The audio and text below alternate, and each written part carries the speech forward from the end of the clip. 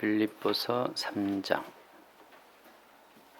10절부터 보겠습니다. 3장 10절. 내가 그리스도와 그 부활의 권능과 그 고난에 참여함을 알고자 하여 그의 죽으심을 본받아 어떻게 해서든지 죽은 자 가운데서 부활에 이르려 하노니 내가 이미 얻었다 함도 아니요 온전히 이루었다 함도 아니라 오직 내가 그리스도 예수께 잡힌 바 된 그것을 잡으려고 달려가노라.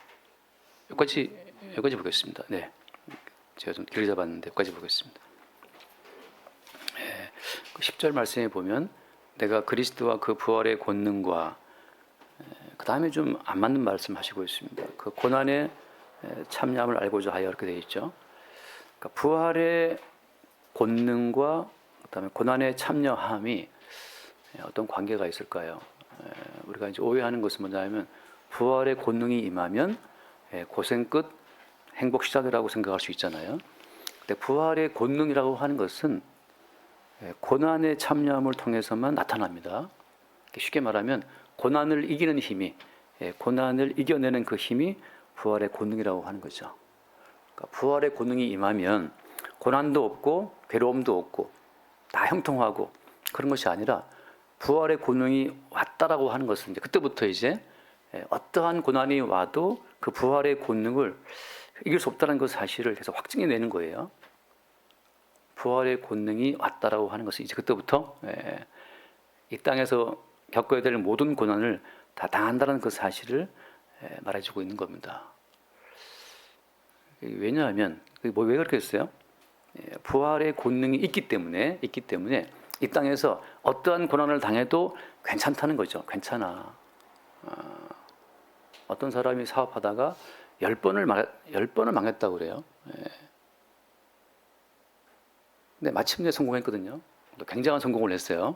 근데 그 마침 성공했다는 그 성공의 자리에서 보니까 어때요?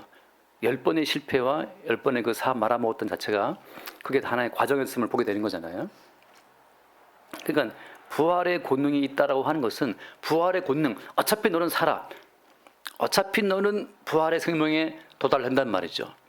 그러니까 이미 우리에게 들어온 부활의 생명과 권능이 있기 때문에 밖에서 벌어지는 어떠한 고난이라 하더라도 우리 속에 들어와 있는 그 부활의 권능을 못 이긴다고 하는 거죠. 잠깐 말씀 하나 보겠습니다. 로마서 말씀 보면 로마서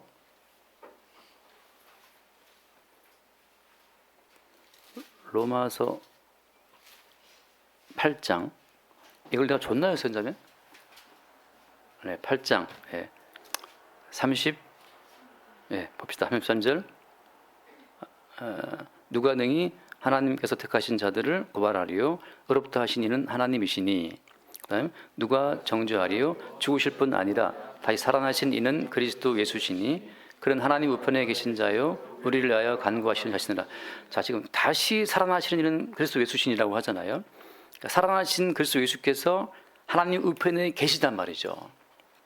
그러니까 부활하신 예수님이 하나님 우편에 계셔서 우리를 위해 간구하시기 때문에 자, 그 다음 무슨 일이 벌어집니까? 35절 말씀. 누가 우리를 그리스도의 사랑에서 끊으리요 환난이나 곤고나 박해나 개근이나 적신이나 위험이나 칼이자. 이게 살아계신 예수님께서 하나님 보좌 우편에 계시면 또 우리를 위해 간구하시면 이러한 환난, 곤고, 박해, 기근, 적신, 위험이나 칼이 없도록 하셔야 정상이 아니겠습니까?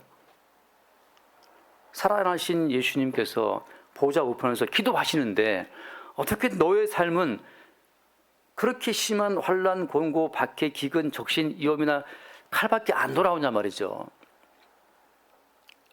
많은 분들이 오해하는 거예요. 주님이 살아계시면 능히 우리의 인생 가운데 평탄하고 평안하고 아무 문제 없이 환난, 곤고, 핍박, 기근, 칼 지금 다른 사람은 기근 가운데 고통을 당해도 우리 집은 항상 넉넉한 돈이 있을 거야. 그게 아니라는 거예요. 그 다음 말씀 36절 기록된 바 우리가 종일 주를 위하여 죽임을 당하게 되며 도살당할 양같이 여김을 받았나이다 한 것 같다. 이게 종일 죽임을 당하게 되고 도살당할 양 같은 취급받고 있다? 그러려면 예수 왜 믿었어요? 예수 믿고 좀 편안하게 살기 위해서 믿는 건데, 예수를 믿고 부활하신 그분의 영이 들어온 다음부터 이제 계속 환난, 공고, 박해, 기근, 적신, 위험, 칼, 도살당할 양같이 여김받는다, 이런 일이 닥쳐온다는 거죠. 뭐 때문이에요? 그 다음 같이 봐요. 30절 말씀. 그러나 이 모든 일에 우리를 사랑하시는 이로 말미암아 우리가 넉넉히 이기느니라. 우리 속에 들어오신 그분과 그분의 사랑으로 말미암아 넉넉히 이긴다는 사실을 보여주기 위해서예요. 어떠한 환난과 곤고나 기근이나 칼과 위험이 온다고 하더라도 이미 우리 속에 들어오신 그분의 생명으로 말미암아 이긴다는 사실. 다시 말해서 주님이 지금 주의 초점 어디 있냐면, 우리 속에 들어온 부활하신 그분의 생명력이 얼마나 강한 것인가를 보여주고 하시는 것이 주의 목적이에요. 우리가 몸으로 누리는 평안한 삶이 아니라 지금 너희 속에 내가 집어넣어 놓은 부활의 영이라고 하는 것은 이 땅을 지나갈 때 너희들이 만나게 되는 어떠한 환난과 박해나 기근도 능히 이길 수 있는 참된 권능이라고 하는 거죠. 그게 뭐라고 아까 말씀처럼 내가 그리스도와 그 부활의 권능과, 그 다음에 뭐라고 했습니까? 부활의 권능과 고난의 참여함을 알고자 하여.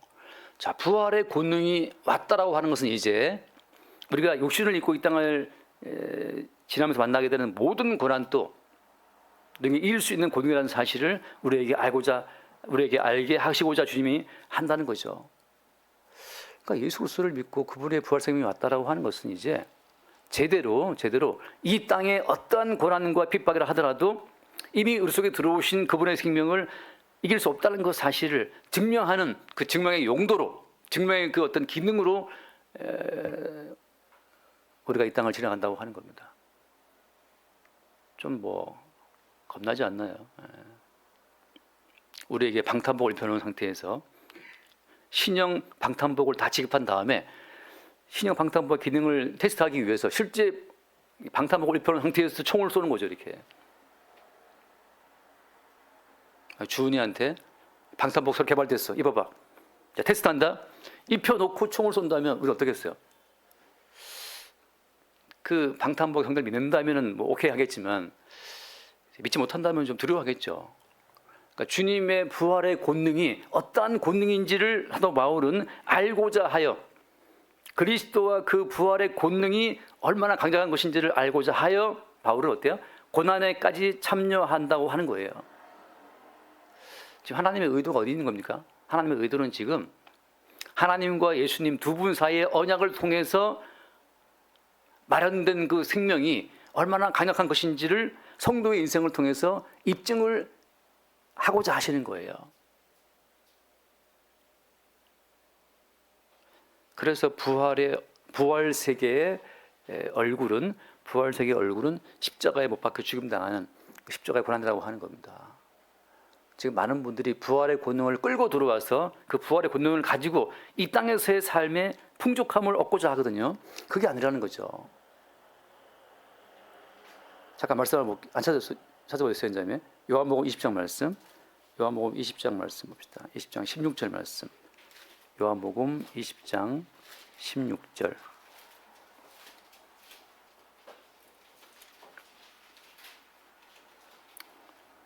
그 다음 말씀까지.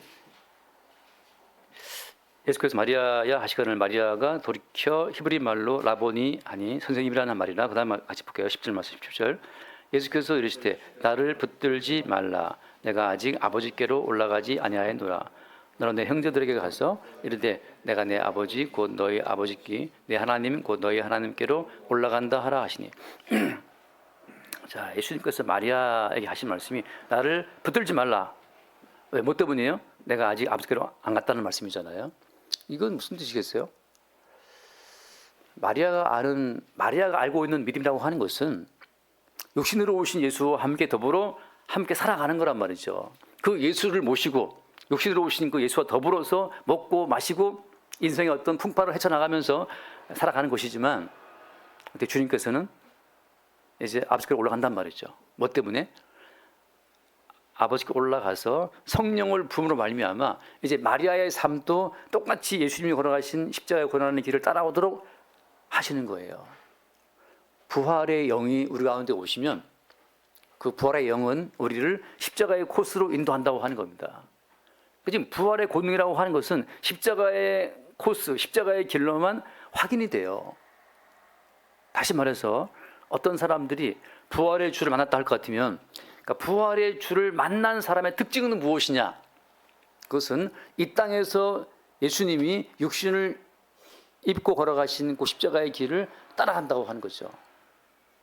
십자가의 길을 따라가지 않고서는 부활세로 들어갈 수가 없어요. 부활 세계의 출입구가 어디예요? 출입구가 십자가라고 하는 거죠. 부활 세계의 통로가 십자가다. 그건 뭐 때문이겠습니까? 예수님께서 이 땅에 왔을 때, 잠깐 말씀 볼게요. 요한복음 1장 말씀, 1장 14절 말씀, 요한복음 1장 14절.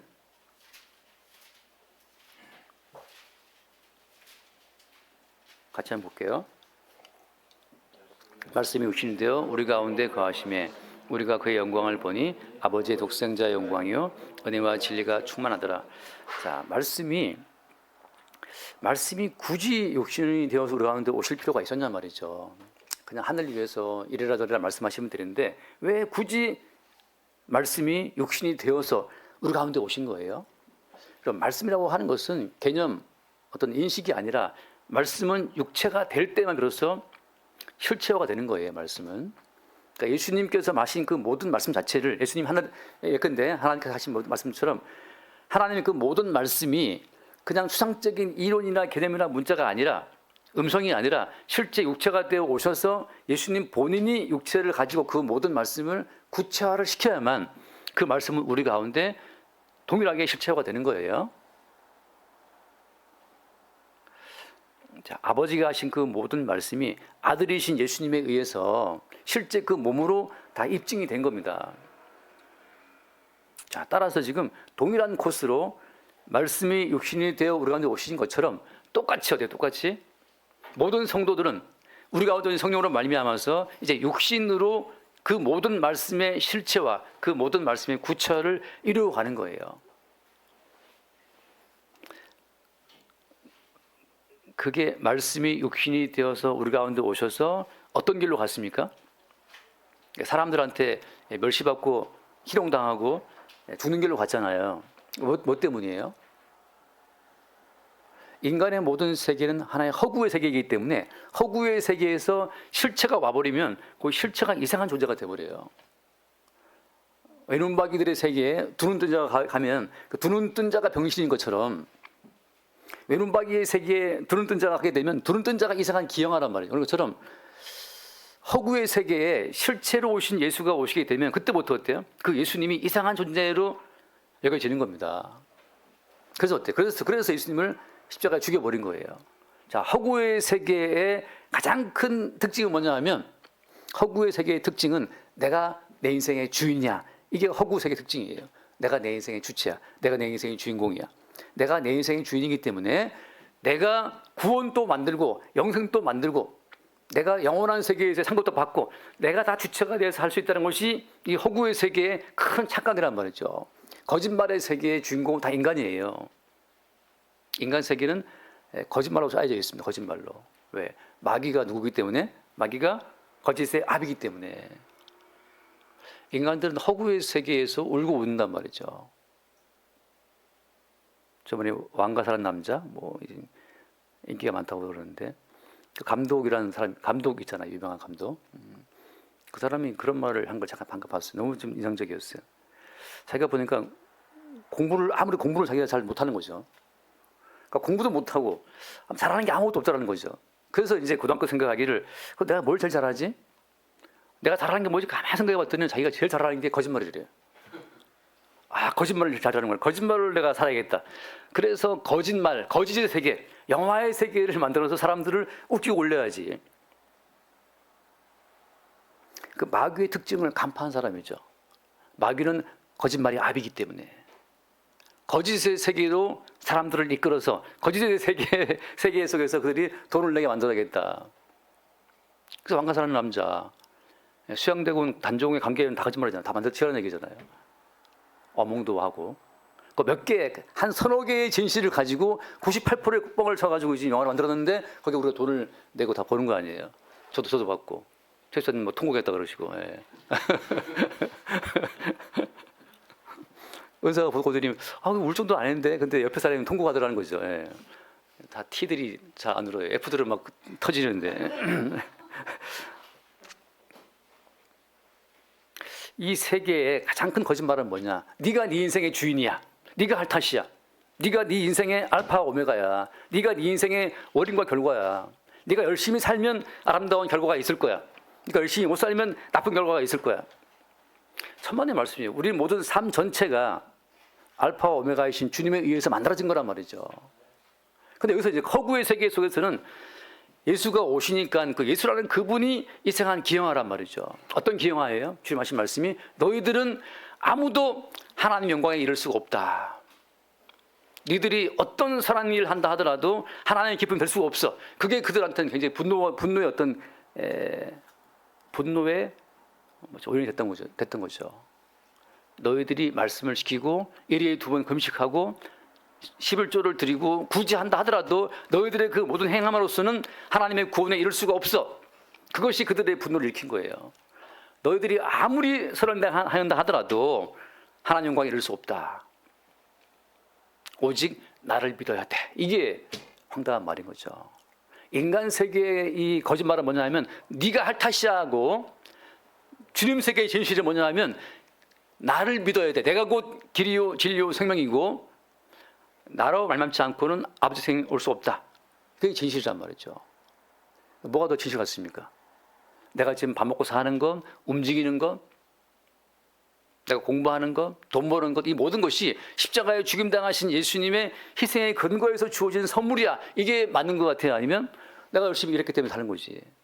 내가 열심히 일하고 노동해서 돈 벌어 사는 거지. 내가 아이들을 잘 키운 거지. 근데 아이들을 키워보면 알잖아요. 다 되는 것 같지만 아이들은 내 마음대로 안 돼요. 내 인생이 내 거라면 돼야지. 안 된단 말이죠. 내 인생이 내 거면 내 뜻대로 돼야지. 안 되잖아요. 지금 살아가는 인생 보게 되면. 육신으로 살아가는 삶의 진실은 끝없이 네가 네 인생의 주체가 아니라는 사실을 말하고 있는데 마귀는 계속해서 야 지금은 안 됐지만 다음에 잘할 수 있어. 네가 할 탓이야.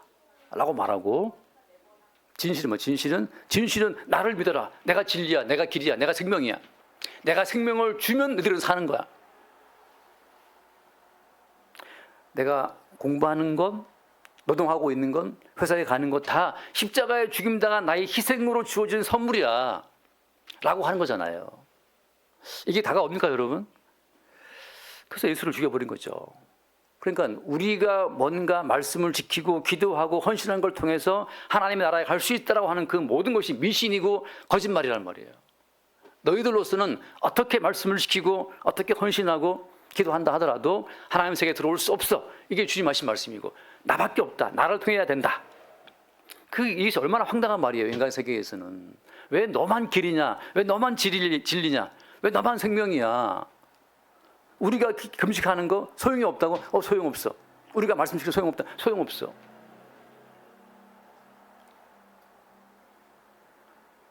그저께 제가 잠깐 이렇게 유튜브 보다 보니까 미국 유명한 목사님 있어요. 존 메가다라는 분이. 자세히는 모르지만 그분이 짤막한 그 한 10분짜리 영상 속에서 어떤 사람이 말씀을 지키기 위해서 막 애쓰는 그 삶을 듣고 나서 그 말씀 지키고 사는 그 삶에 대한 격려를 하는 걸 제가 잠깐 들었는데 사실은 소용없습니다. 말씀을 읽고 듣고 지키고 100번, 1000번 쓴다 하더라도 아무 소용없어요. 거기에서 우리가 어떻게 말씀을 듣고 시킨다 하더라도 하나님 보시기에는 아무 쓸모없다는 사실을 받아들일 때 우리의 행함과 순종은 아무 쓸데없고 예수님의 행하심과 예수의 순종에 근거해서만 영생의 세계에 들어갈 수 있다고 하는 그 예수의 선언 자체가 들어올 때 그때 부활 세계의 생명이 우리 속에 들어오는 거예요. 잠깐 말씀을 마태복음 19장 말씀, 마태복음 19장 24절 말씀 보면 우리 다 아는 말씀이지만 마태복음 19장 24절 다시 너희에게 말하노니 낙타가 바늘기로 들어가는 것이 부자가 하나님 나라에 들어가는 것보다 쉬우니라 하시니 같이 봐요. 제자들이 듣고 몹시 놀라 이르되 그렇다면 누가 구원을 얻을 수 있으리까? 그래서 그들을 보시면 이르시되 사람으로는 할 수 없으나 하나님으로서는 다 할 수 있느니라. 여기에서 낙타가 바늘길을 통과할 수 없잖아요. 그런 것처럼 사람으로서는 하나님의 구원에 이를 수가 없다는 거죠. 다시 말해서 금식을 하든 말씀을 100번을 쓰든 말씀대로 살기 위해서 막 몸부림을 치든 간에 어쨌든 간에 사람으로서는 하나님 구원에 이를 수가 없어요. 바늘길을 통과할 수 없단 말이죠. 그 지점에서 이 지점에서 어떻게 사람들이 예수를 죽이는 거죠. 왜? 예수를 죽여야만 저놈이 하는 그 모든 말을 내가 다 무시해야만 어때? 우리의 행위로 우리의 정성과 헌신으로 하나님 나라에 들어갈 수 있는 길이 열릴 거 아니에요. 거짓말의 길이지만 허구의 길이지만 우리의 정성과 헌신과 말씀 순종으로 하나님 나라에 들어갈 수 있는 그 길을 유지하기 위해서 거짓 세계를 거짓 믿음을 거짓 천국을 만들어 가기 위해서는 참말을 하는 예수를 죽여 없애야 된단 말이에요. 이게 십자가인데 거기에서 마지막에 베드로를 포함한 모두가 다 예수를 십자가로 밀어버리고 다 도망친단 말이죠. 모든 사람들은 예수를 십자가에 죽여버리고 허구의 세계로 이게 돌아간단 말이에요. 내가 주인공 된 세계를 포기할 수 없기 때문이에요. 근데 주님 어때요? 매 순간마다 부활 생명을 우리 속에 집어 넣음으로 말미암아서 우리 속에 인간이 할 수 있다는 그 헛된 거짓말을 밀어내는 역할을 하고 계시는 거예요. 부활 생명이 들어왔다는 증거는 뭐냐? 내 속에 선한 것이 없음을 매일매일 알게 되는 겁니다. 그게 배설물이에요. 다시 돌아와서 지난주에 봤던 빌립보 3장 7절 말씀 보면 빌립보서 3장 7절 8절 보겠습니다. 그러나 무엇인지 내게 유익하던 것을 내가 그리스도를 위하여 다 해로 여길 뿐더러 같이 봐요. 8절 또한 모든 것을 해로 여김은 내 주 그리스도 예수를 아는 지식이 가장 고상하기 때문이라. 내가 그를 위하여 모든 것을 잃어버리고 배설물로 여김은 그러니까 내게 유익하던 것 내가 자식을 위해서 기도하면 하나님 내 기도를 들어주실 거야. 그 내게 유익하던 것 그게 뭐라고? 그게 해로운 것이고 그게 배설물이란 말이죠. 내가 자식을 위해서 기도하는 이 유익한 행동을 하면 기뻐하실 거야. 기뻐하지 않습니다. 주님께서는 기뻐하지 않아요. 배설물이라니까요. 그냥 해로운 거라니까요. 내가 내 행위에 내가 속아 넘어가는 거예요. 마귀의 거짓말에. 하나님은 그리스도 예수 한 분의 기도와 헌신 외에는 아무것도 안 받습니다. 안 받아요. 스스로 착하다고 생각하시는 분들 깨어나세요. 여러분의 착함 자체가 하나님 보시기에는 아무 의미 없는 배설물이라는 거죠. 여기에서 지금 부활의 생명이 들어온 자만 비로소 예수님께서 육신으로 이루어 놓으신 모든 헌신, 모든 충성만 하나님이 받으시고 그래서 예수님만 부활시켰잖아요. 그 부활하신 예수 영이 들어온 사람들은 이제 계속해서 나밖에 길이 없어, 나밖에 생명이 없어, 나밖에 진리가 없다라고 하는 그 주의 말씀이 계속 움직이기 때문에 나의 충성 헌신 이건 배설물이야. 나의 순전한 정성 그것도 다 무익하고 해로운 것들이야. 계속 그리스도 예수 한 분의 충성 헌신의 가치 앞에서 내가 이루는 모든 인간적 충성과 헌신의 가치를 내버리게 되는 이 배설물이네 버리게 되는 그 사건이 매일 벌어진다고 하는 거죠. 그게 우리가 매일마다 소변을 보고 대변을 보는 것처럼 살아있는 자는 살아있고 생명이 활동한 자는 매일 우리 속에 배설물을 버리잖아요. 저희 어머니가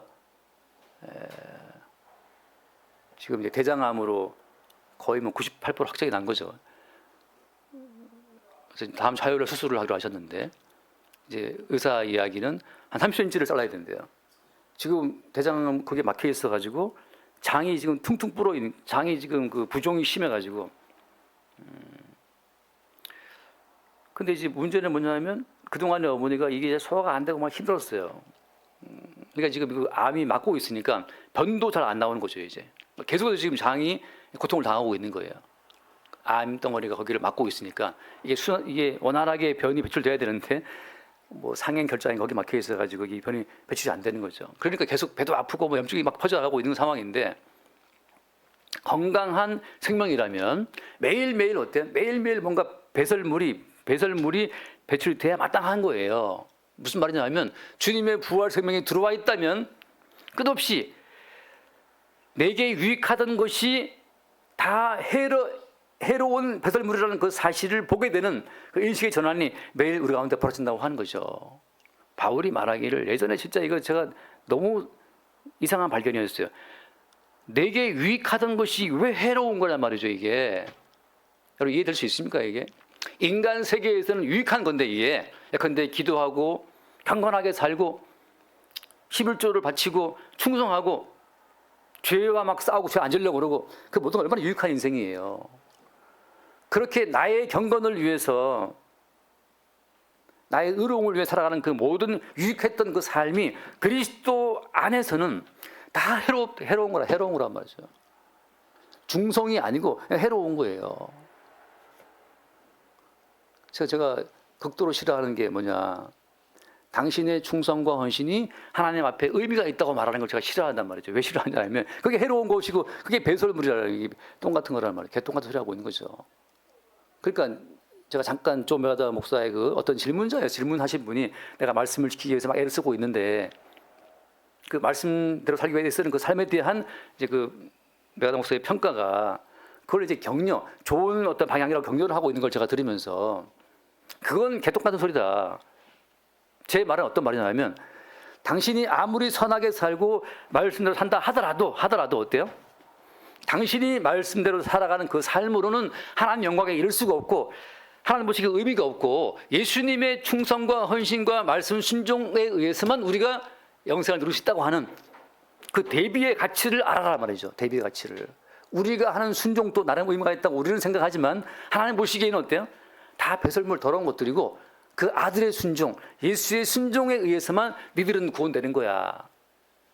우리의 얄팍한 순종을 통해서 그래서 예수의 순종의 그 고결한 가치를 알아가는 이 분명한 대비, 이 비교를 통한 확실한 예수의 순종 가치를 나타내고 증거하기 위해서 주님께서 우리 가운데 말씀을 살고 싶은 마음도 주시는 거예요. 그럼 뭐 예수님의 순종해서 우리는 할 게 없겠네? 근데 어때요? 끝없이 우리 가운데는 끝없이 이대로 살고 싶은 본능이 올라온단 말이죠. 왜? 선악과를 먹었으니까.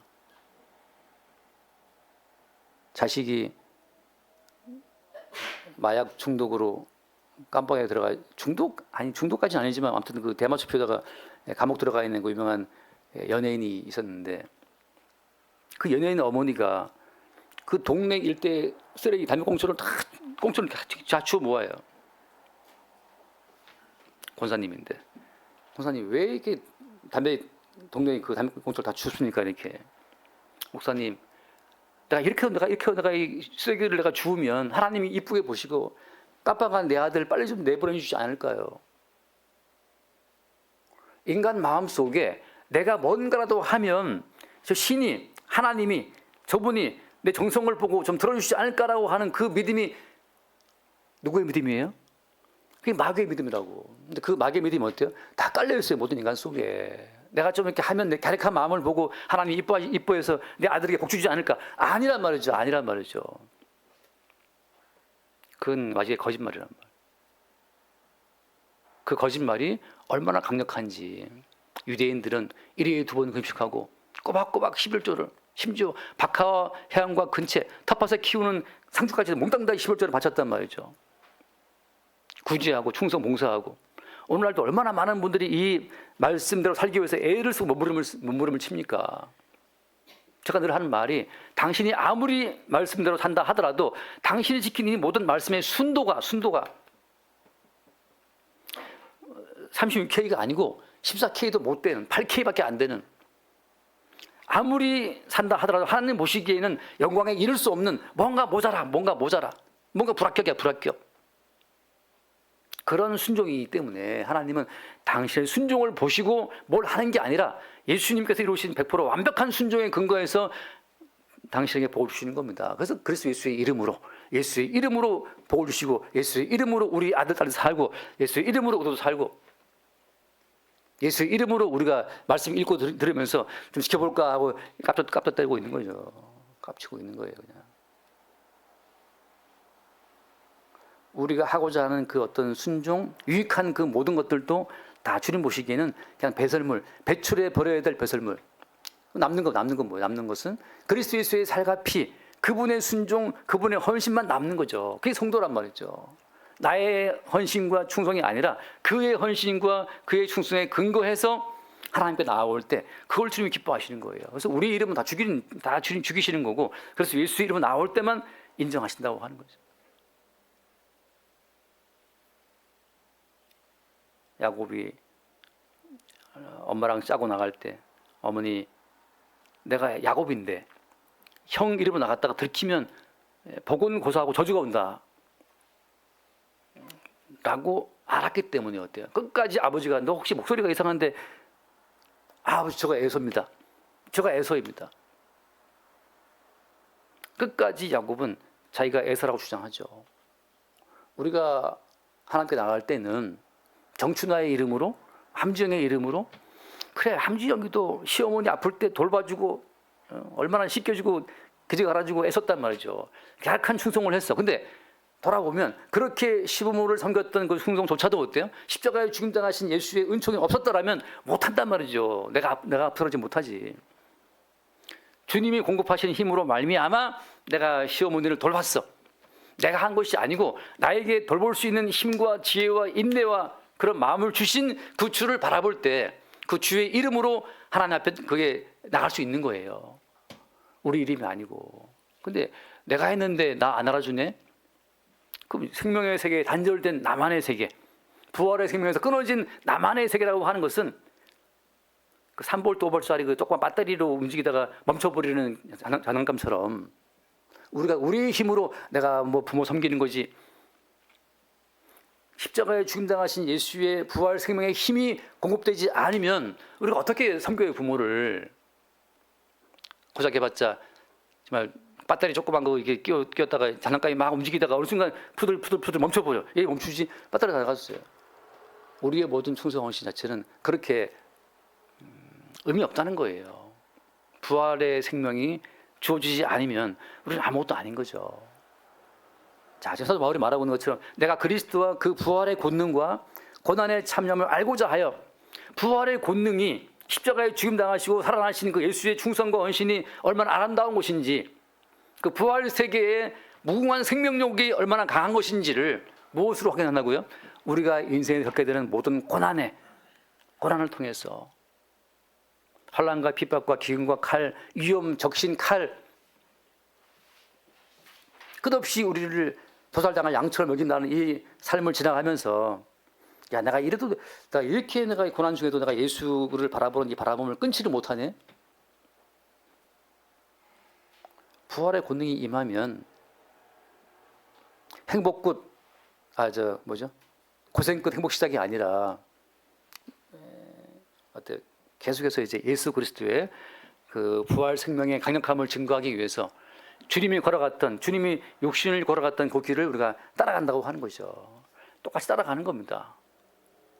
이제 우리 육신 용도가 바뀌는 거예요. 어떤 용도로? 예수님의 부활 생명을 증거한 용도로 바뀐다고 하는 거죠. 잠깐 말씀드릴게요. 열왕기하를 잠깐 볼게요. 열왕기하 4장 14절 말씀 봅시다. 열왕기하 4장 14절 같이 한번 볼게요. 엘리사가 이럴 때 그러면 그를 위하여 무엇을 하여야 할까 하니 게하시가 대답하되 참으로 이 여인은 아들이 없고 그 남편은 늙었나이다 하니 부름에 여인이면 선이라. 엘리사가 그럴 때 한 해가 지나 이때쯤에 네가 아들을 안으리라.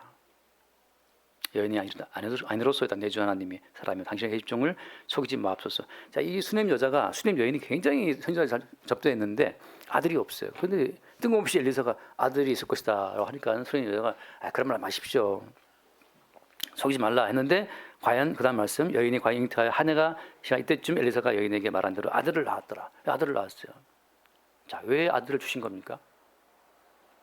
그 대부분 나오지만, 자, 이제 애가 좀 컸어요. 커서 이제 아버지한테 나가고 뭐 수고 왔다 할 때 좀 컸는데 귀여울 때 됐는데, 자, 그다음 볼게요. 19절 말씀, 19절. 그의 아버지에게 이르되 내 머리야 하는지라. 그의 아버지가 사환에게 말하여 그의 어머니에게 들어가매 곧 어머니에게 들어갔더니 낮까지 어머니의 무리에 앉았다가 죽었어요. 아들이 없는 아들에게 아들을 준 다음에 아들이 한참 이쁠 때 아빠한테 왔다 갔다 하고 막 이제 수군 들어가 이게 한참 예쁠 때 애가 죽었단 말이죠. 그래서 그때 또 눈으로 보시고 쭉 보면 이제 일단 넘겨볼게요. 27절 말씀, 27절. 자, 산에 이르러 하나님의 사람에게 나아가서 그 발을 아는지라. 게하시가 가까이 가서 그를 물리치려 하매 하나님의 사람이 이르되 가만두라. 그의 영혼이 괴로워하지만은 여호와께서 내게 숨기시고 이르지 아니하였다. 선지자라 하더라도 주님 숨기시면 모르는 거예요. 선지자가 뭐 점쟁이 아닙니다. 주님께 숨기시면 알 수 없는데 어쨌든 간에 28절 여인이 이르되 내가 내 주께 아들을 구하더이까 나를 속이지 말라고 내가 말하지 아니하였나. 여기서 이게 모든 인간의 어떤 항변이에요. 우리가 언제 아들을 구했냐 말이죠. 왜 아들을 주시고 또 데려가냐 말이죠. 내가 언제 태어나길 구했습니까? 왜 우리를 태어나게 하시고 나서 왜 괴롭게 하냐 말이죠. 인생 가운데 안 괴로운 인생이 있습니까? 우리 가운데 괴롭지 않은 인생이 있어요? 어떤 사람은 부자는 안 괴롭지. 천번의 말씀. 제 어머니 명언이 있잖아요. 천석구는 1000가지 근심이 있고 만석구는 10,000가지 근심이 있다. 재벌들은 엄청난 근심이 있어요. 물론 재벌 2세들은 막 놀지 모르지만 재벌은 정말 죽을 고생을 하고 있습니다. 인생은 에덴 바깥에 태어난 모든 인생은 다 고생스러워요. 그러니까 누구의 인생을 부러워하지 마세요. 저 사람은 좋겠다. 바보 같은 소리입니다. 그도 지금 죽을 지경이에요. 모두가 괴로운데 왜 자꾸 딴 사람을 끌어들이려고 그래. 모두가 다 그냥 괴롭다니까요. 저도 이제 인생이 때로 힘들 때가 있는데 저는 누구한테 쉽게 말해서 전 누구를 안 부러워합니다. 왜냐하면 그 누구한테 사실 부탁 같은 건 안 해요. 왜냐하면 다 인생 괴로운 거니까. 다 인생이 괴로운데 누구한테 아쉬운 소리 할 거 없어요. 여자가 하는 말이 내 주께 내가 아들을 구하더이까. 왜 아들을 줘놓고 한참 이뻐서 막 지금 예뻐 죽으려고 그러는데 왜 데려가냐 말이죠. 그래서 요즘 고민이 이제 너무 애인 사귀고 있는데 너무 이쁜데 주님 이게 애인 데려 어떡하지 고민하고 있더라고요. 내가 언제 애인을 구하더니까 갑자기 배드민턴 치러 갔다가 눈에 맞아서 그냥 사귀고 있는데 지금 넌 데려갈 줄 몰라요. 데려간다는 말이 꼭 죽어서가 아니라 갑자기 싸울 수도 있고. 그래서 어떻게 나중에 보면 나오지만 쭉 이제 그래서 지팡이를 아예 여기 놓으라 하고 이제 한번 읽고 마치는 게 아니라 거기 34절 아이 위에 올라 엎드려 자기 입을 그 입에 대해 자기 눈을 그의 눈에 자기 손을 그의 손에 대고 그의 몸에 엎드리니 아이의 살이 차차 따뜻해지더라. 같이 봐요. 35절 엘리사가 내려서 집안에서 한번 이리저리 다니고 다시 아이에 올라 엎드리니 아이가 7번째 제기를 하고 눈을 뜨냐. 다시 아이 살아났어요. 그 눈과 눈을 입과 입을 손과 손을 맞댔잖아요. 그죠? 이게 예수님께서 육신을 입고 이 땅에 오셔서 그분이 그 육신으로 모든 말씀을 다 실체화시키시고 부활했단 말이죠. 자, 말씀이 육신이 되어 오셔서 모든 것을 이루시고 죽임당하고 부활하신 예수의 영이 다시 오게 되면 이제 모든 말씀을 이루신 그 예수 그리스도의 입과 입이 눈과 눈이 손과 손이 우리와 일체화됨으로 말미암아서 우리 가운데 그분의 생명이 들어오는 거예요. 자, 다시 말씀드립니다. 왜 우리가 이 땅을 살아가는 겁니까? 우리가 태어나기를 구했습니까? 아니잖아요. 주께서는 그리스도 예수와 하나 된 새로운 몸을 만들기 위해서 이 땅에 우리를 내보내신 거예요. 그리스도 예수와 한 몸 된 새로운 몸을 만들기 위해서 하나님은 우리를 이 땅에 내보내신 겁니다. 어떤 과정으로? 이 땅에 날 때부터 우리 모두를 죄인으로 태어나게 하시고 죄인으로 찾아봐요. 갈라디아 3장 22절 갈라디아 3장 22절 말씀 봅시다. 갈라디아 3장 22절 그러나 성경이 모든 것을 죄 아래에 가두었으니 성경이 모든 걸 죄 아래에 가뒀기 때문에 여러분 우리가 말씀 좀 지킨다고 죄를 벗어날 수 없어요. 어떤 인간 또 죄와 싸워서 못 이깁니다. 그냥 우리는 다 죄인인 거예요. 왜? 성경이 모든 걸 죄 아래에 가뒀기 때문에 날 때부터 죄인이에요. 모든 인간이. 내가 뭐 죄를 지어서가 아니고 성경이 모든 걸 죄 아래에 가뒀기 때문에 그러니까 우리는 죄인인 거죠. 그냥 어떤 행위를 해서가 아니고 그냥 죄인으로 태어난 겁니다. 이건 주의 경륜이에요. 이는 이유가 뭐예요? 같이 봐요. 이는 예수 그리스도를 믿음으로 말미암은 약속을 믿는 자들에게 주려 합니다. 이게 죽은 아이 위에 엘리사가 눈과 눈을, 입과 입을, 손과 손을 맞대었을 때 엘리사의 모든 생기가 들어가서 살아났던 것처럼 예수를 믿는 믿음으로 말미암은 약속, 예수께서 이루어 놓으신 그 모든, 주님께서 육신으로 이루어 놓은 모든 성취로 주어지는 부활 생명이 주님의 눈과 눈, 주님의 손과 주님의 눈과 우리의 눈, 주님의 손과 우리의 손, 주님의 또 뭐였습니까? 입과 우리의 입이 연합되면서 주님의 의로움이, 주님의 생명이, 주님의 거룩함이 우리 가운데 공급이 되는 거예요. 주님의 생명이 들어오게 되면 우리가 찾고 있었던 이 해로운 것들, 배설물, 우리가 알고 있었던 돈이 생명이지, 그 돈이라는 그 배설물이 빠져나가고, 건강이 생명이지 그게 빠져나가고, 우리에게 돈도 주고 건강도 주고 살게 하시는 그분이 십자가에 죽고 부활하신 예수의 부활 생명이었음을 알게 되는 겁니다. 생명의 근원이, 생각합시다. 지금 제 형님도 그러더라고요. 요즘에 이제 다들 건강, 왜냐 요즘 부모들은 이제 지금 자식들이 이제 복용하지만 지금 40, 50대 사람들이 나이가 들면 자식들이 과연 복용을 할까? 그런 위기감이 있으니까 지금 그 형님 말이 낭천 나가면은 그렇게 막 노인들이 내가 이 병들면 바로 요양원 직행 보낼 것 같으니까 다들 막 열심히 걷는다는 거죠. 아이들 피해 끼치지 않으려고. 자, 그 믿음, 내 건강은 내가 지켜야지라는 그 믿음, 그 믿음이 그게 불신앙이고 그게 이제 말하자면 배설물 같은 건데, 지금 내가 밥 먹고 움직이고 있는 그 자체가 지금 눈과 눈을, 입과 입을, 손과 손을 맞댄 선지자의 그 모든 생기가 들어와서 아이가 살아난 것처럼 그리스도 예수님의 생기가, 그 부활 생명이 그분의 입을 통해, 그분의 눈을 통해, 그분의 손을 통해 우리 가운데 공급이 되고 있는 거예요. 운동해서 산다는 것이 아니고 십자가에 죽고 부활하신 그분의 생명이 우리 속에 들어와서 살게 하다가 때가 되면 주께서 우리를 부르시는 겁니다.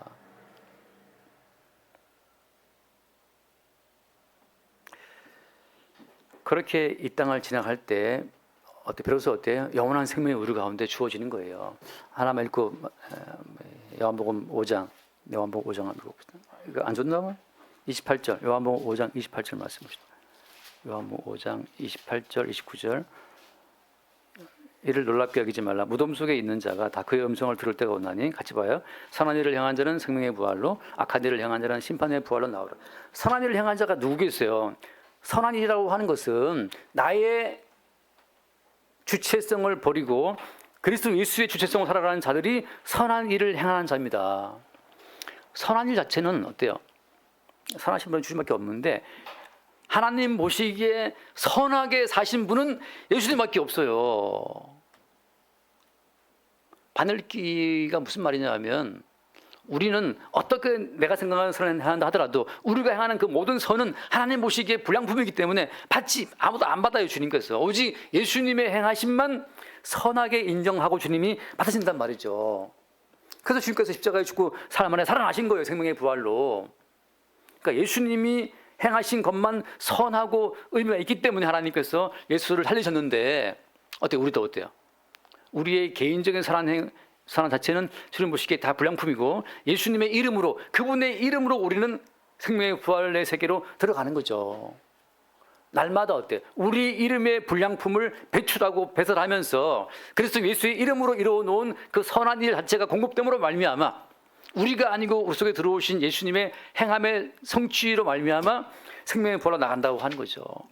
악한 일을 행한 자는 누구냐? 악한 일을 행한 자는 자기가 주체가 되어서 자기 나름대로 선한 일을 하고 의롭게 살았어. 유대인들이 말한 것처럼, 주님, 우리가 주의 이름으로 선지자 노릇을 했고, 주의 이름으로 고등을 행했고, 주의 이름으로 우리가 규칙을 쫓아냈고, 그러니까 주의 이름으로 금식했고, 주의 이름으로 11조 했고, 주의 이름으로 우리가 했습니다라고 말할 때 주님 하신 말씀이 뭐였어요? 난 너희를 도무지 알지 못한다. 자기의 어떤 행함에 의미를 두는 사람들은 주님과 아무 상관이 없어요.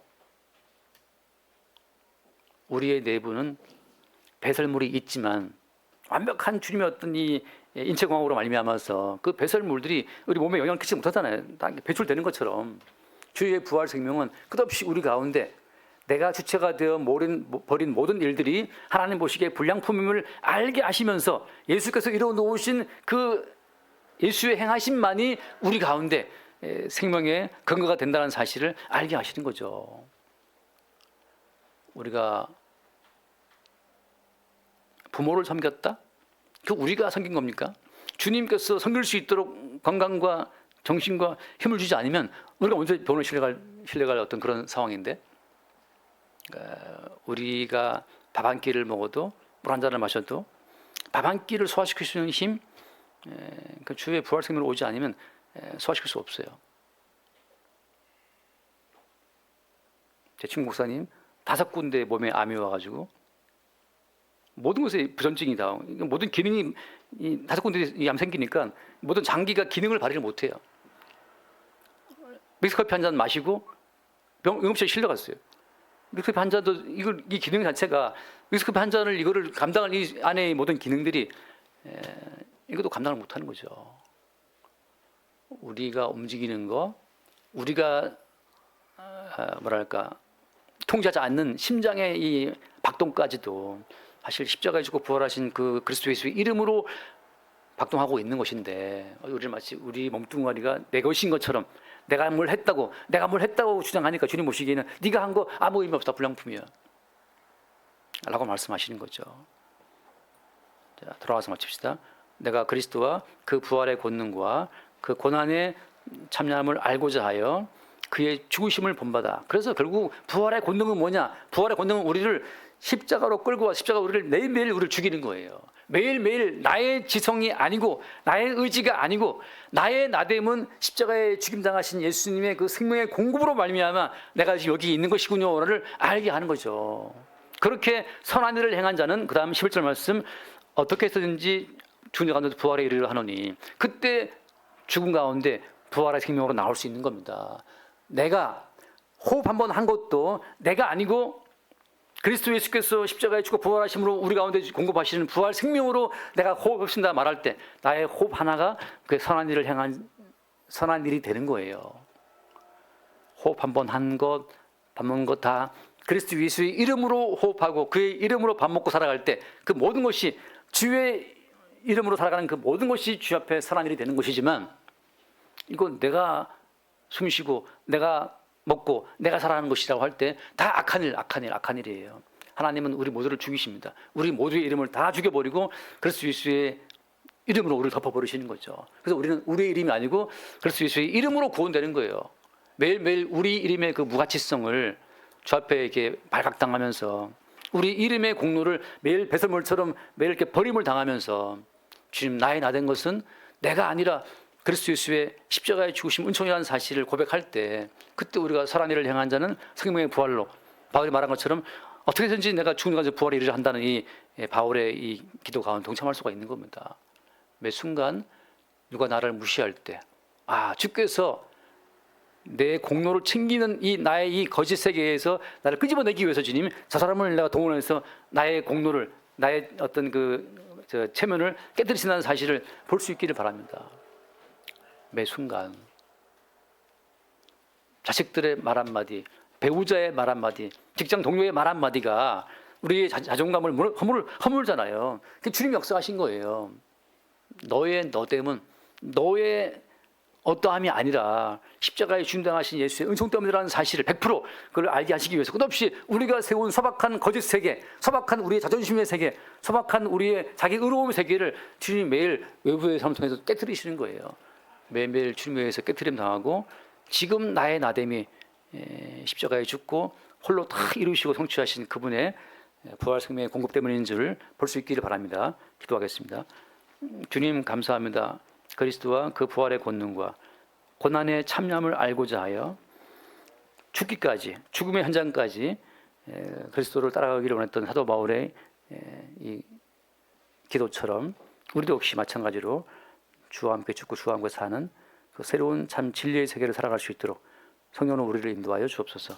우리 주 예수님을 드립니다. 아멘.